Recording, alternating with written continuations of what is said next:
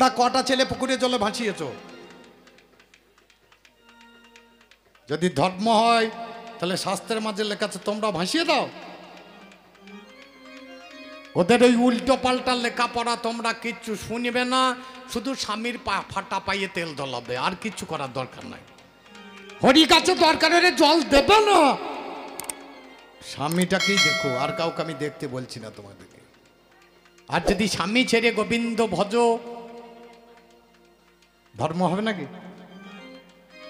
এখন কিছু কিছু মেয়ে দেখছি বাবারে গুরু ভক্তি চরম, আর স্বামীর দিকে লক্ষ্য নাই।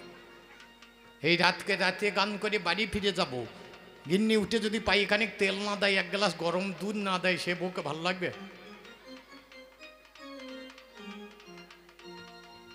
সে না করে যদি বলে হে কৃষ্ণ কৃষ্ণ কৃষ্ণ, তখন মুখে এক লাফ দিতে মন হবে না?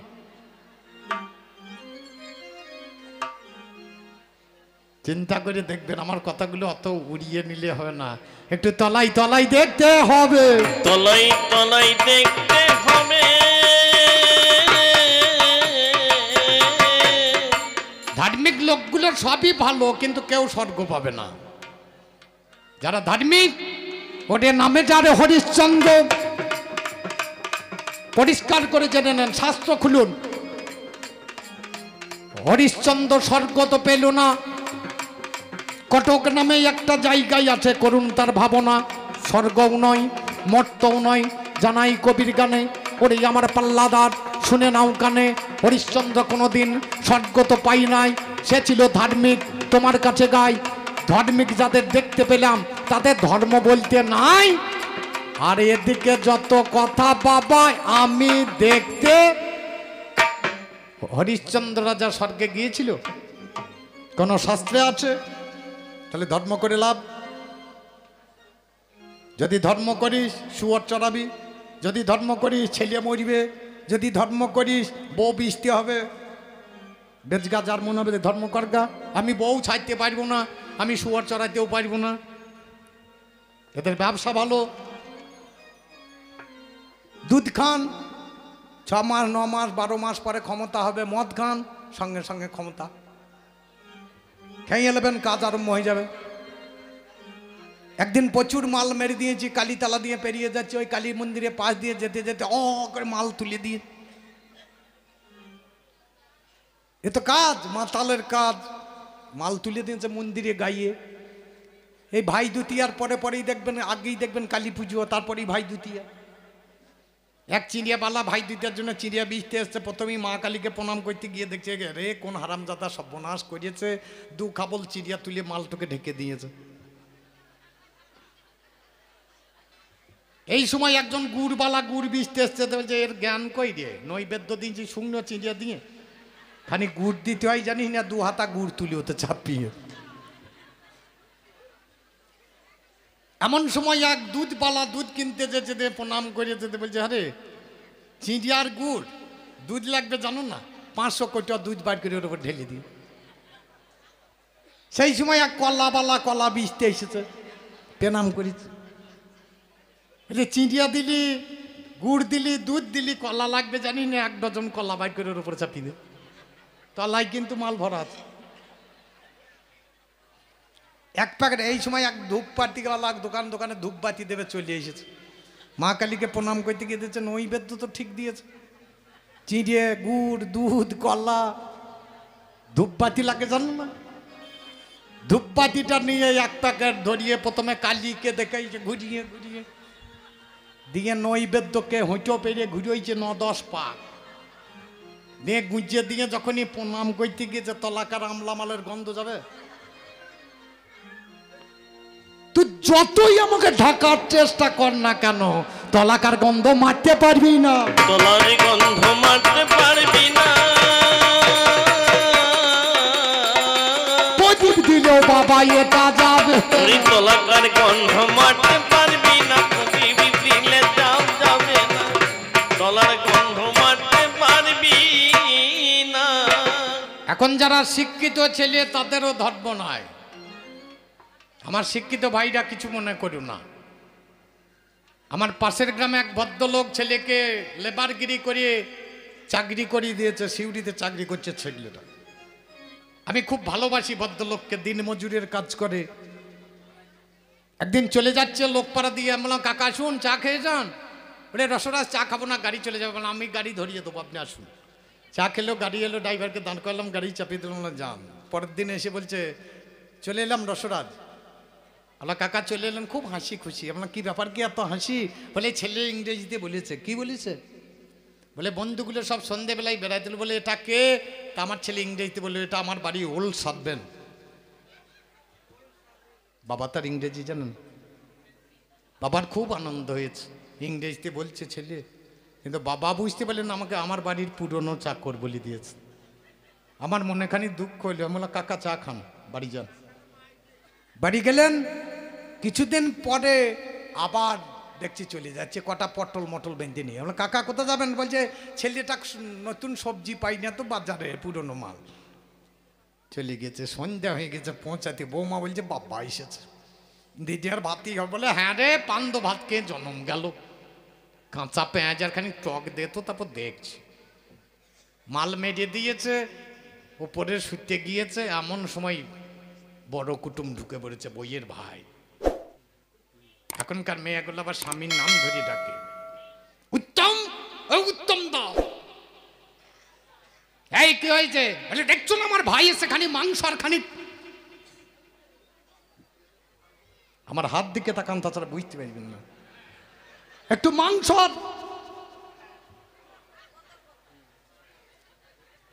কুটুম হচ্ছে তিনটে, একটা ভাকুর কুটুম, একটা ঠাকুর কুটুম, আর একটা কুকুর কুটুম। ভাকুর কুটুম হচ্ছে আমার শ্বশুর মশাই, আমার বাবার কাছে সবে দিয়ে গোটা রাত ভুকুর ভুকুর ভুকুর করে জ্বলাবে। ধান কমন হইলো, আলু ক প্যাকেট করে হইলো, ক টাকা হইলো, এই ভুকুর ভুকুর চললো রাত 3টে পর্যন্ত। একে বলো ভাকুর কুটুম। ঠাকুর কুটুম হচ্ছে সমন্দি। সমন্দি যার যত্ন হয়, ঠাকুরের অত যত্ন নয়। আর কুকুর কুটুম হচ্ছে বাড়ির জামাই। কুকুরকে দেখবেন না ডাকলে যেমন কুকুর খেতে পাই না, জামাইয়ের অবস্থা তাই। পেটে খিদেই চোঁচা করছে, কিন্তু শাশুড়ি না ডাকা পর্যন্ত জামাই যেতে পেরেছে না। ব্যাপারটা বুঝে সম্বন্ধী চলে এসেছে। বলে হ্যাঁ গো, বাবাকে খাইয়ে দিলে তাহলে রান্না। বলে রান্না গ্যাস নিয়ে যে নিচে করবো। বাবা উপরে শুয়ে আছে, চো দিয়ে পোঁ থাকবে, গন্ধটা ঢাকবে কিসে? মাংস রান্না করলে 3 বাড়ির লোক সেন পাবে। রান্না করেছে, বাবার খুব দুঃখ হয়েছে মনে মনে। সকালে উঠলো, উঠে বললে বাবা চললাম, আর থাকবো না। নাতি এসে বলছে দাদু আবার এসো, বলে আসবো। নাতনি বলছে দাদু আবার এসো, বলে আসবো। বোন বৌমা এসে বলছে বাবা আবার আসবেন, বলে আসবো মা। বেডটা এসে সামনে দাঁড়িয়েছে, গেটে পেরিয়ে যাবে। বলছি বাবা আবার এসো, বলছে আসবো। তবে তোর বাবা হয়ে আর আসবো না। যদি কোনোদিন তোর সম্বন্ধী হয়ে আসতে পারি, সেই দিন একবার চিন্তা ভাবনা করে দেবে। এরই নাম শিক্ষিত ছেলের ধর্ম। আজকে জগতের বুকে যদি ধর্ম থাকতো, বাবা মায়ের জন্য বৃদ্ধাশ্রম খোলা পড়ত। বিচার করে নেন, এই জগতে যদি ছেলেদের ধর্ম থাকতো, এই বৃদ্ধ বাবা মায়ের জন্য বৃদ্ধাশ্রম খোলা পড়তো। তাহলে লক্ষ্য করে দেখো গাই, এখানেও ধর্ম নয়, এখানেও ধর্ম না।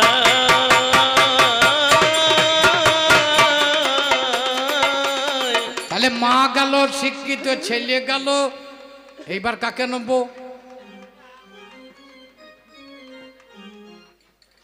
ব্রাহ্মণ দেখেছেন? ব্রাহ্মণরা দেখবেন খাবে, এদের কপাল পর্যন্ত প্যাট। কোনো বামুন থাকলে কিছু মনে করেন না আমার কথাই, আজ আমার ফাঁক পেয়েছে আমি লোবো।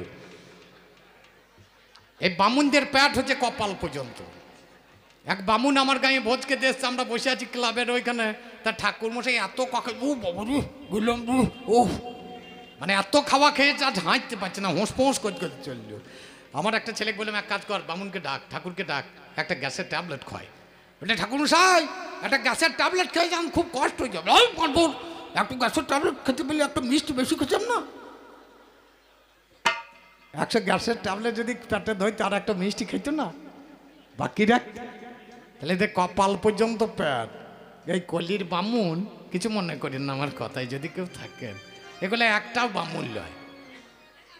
এই ব্রাহ্মণগুলা এসেছে ত্রেতা যুগে রাবণের বংশ থেকে।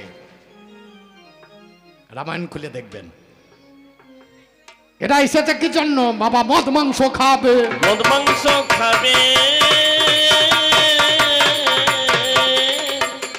কলিযুগে বৈষ্ণব, হ্যাঁ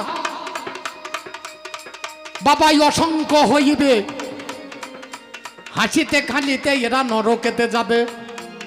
একজন ধর্মকর্মে মতি বাবা নাই, মেয়ে ছেলে প্রসাদ করতে এরা চলে যায়। শিষ্যের বাড়ি চলে গেল, শিষ্যকে কয় বৌমাকে ডেকে দেয় একটু প্রসাদ করা চাই। প্রসাদ করিয়ে দেবে গুরু, আপনারা ভেবে দেখুন মনে, এসব কথাই আমরা বাবা মানতে পারবো কেন? পাশে আছে হনকখানা দেড়ে দেবো মাথায়, ওই রকম গুরুর আমাদের বাবা কবু দরকার।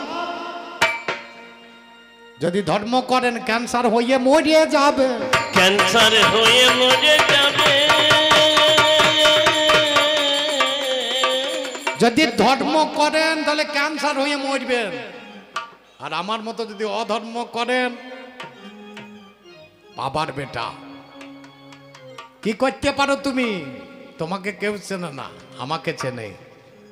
তুমি ধর্ম করিবে, ক্যান্সারে মরবে। আমার নাম গিরিশ মাতাল, মদ খাই, থিয়েটার করি, বেশ্যা মেয়ের সঙ্গ করি। বিছানে সঙ্গ করি। প্রতিদিন সন্ধ্যাবেলায় মদ খাই, রঙে মাখি, রাত্রিবেলায় বেশ্যা নারী সঙ্গ করি। সেই আমি। লক্ষ্য করে দেখো, জীবনে কোনোদিন কৃষ্ণ নাম করি নাই, জীবনে কোনোদিন মায়ের নাম করি নাই, জীবনে কোনোদিন ভালো সঙ্গ করি নাই। রামকৃষ্ণ ঠাকুরকে বলেছিলাম কলমা দিয়ে দিলাম, মূল্য রামকৃষ্ণ ঠাকুর, আমি মরিছি।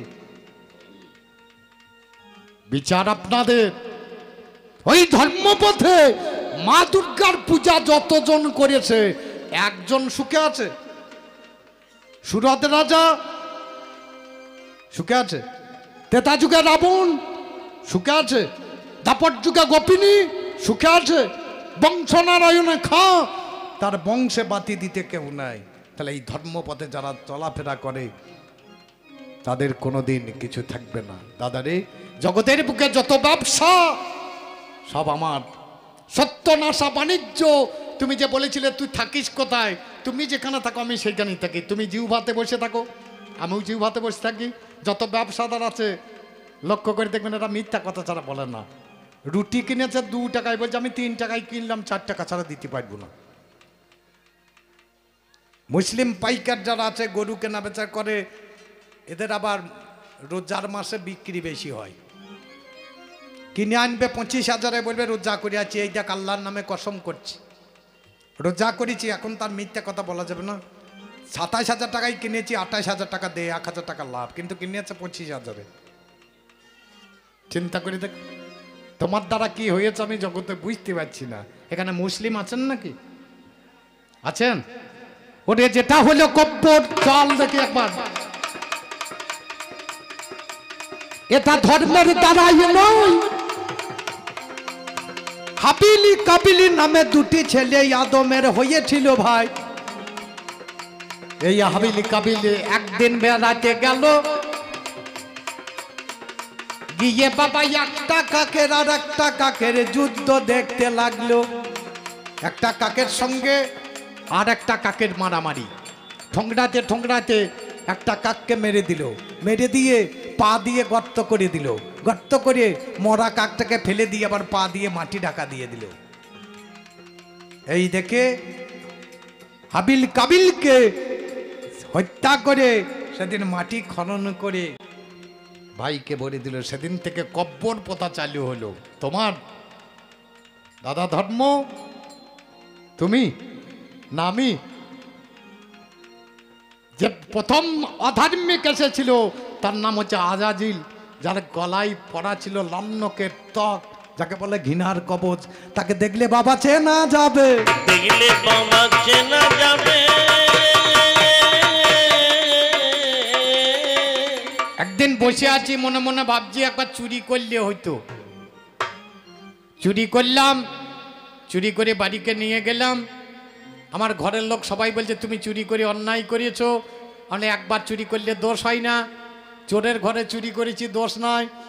বলে কার ঘরে চুরি করেছো? আমরা চোরের ঘরে। চোরটাকে রাম ও চোরাবানে যখন বালিয়ে মেরেছিল, তার যখন অন্যায় হয় নাই, তার বউকে চুরি করে নিয়ে পালিয়ে এসেছে, আমার অন্যায় হবে কেন?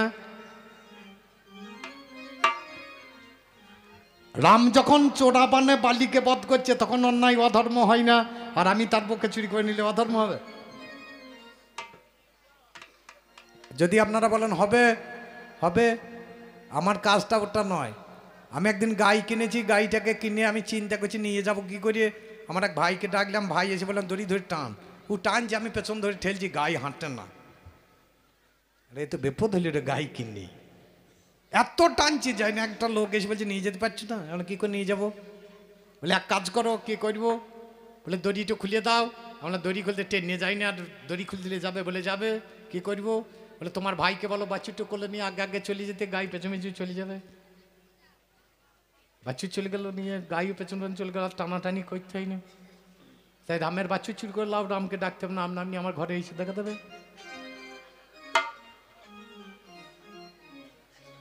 অধর্মের বুদ্ধি দেখেছেন? বাচ্চু চুরি করে লো, গাই বাবা আপনাই আপনি আসবে, গাই বাবা আপনাই আপনি আসবে। তুমি যে ধর্মের কথা বলছো, ওই ধর্মটা আমি দেখতে চাই না দাদা। ধর্ম তোমার যে পূজা অর্চনা, হোম যাগযজ্ঞ এত কিছু হচ্ছে, তোমার পায়ে গোদ অনেক কবিয়াল বলে, কিন্তু আমি বলিও না। কেন বলিও না? ওই ধর্মের সঙ্গে আজ গান নয়। ওটা হলো যম ধর্ম, ওটা সূর্যপুত্র। আর আজ যার সঙ্গে গান হচ্ছে এটা ব্রহ্মার বেটা। তাহলে দুটোকে এক করিয়ে দিলে ভালো হবে না? এক করে দিলে ভালো হবে না। এবার চলো দেখি ধর্ম দাদা। আমি একদিনে রাবণ রাজা ভাই, আমার মতোই অধার্মিক জগতেই আর না।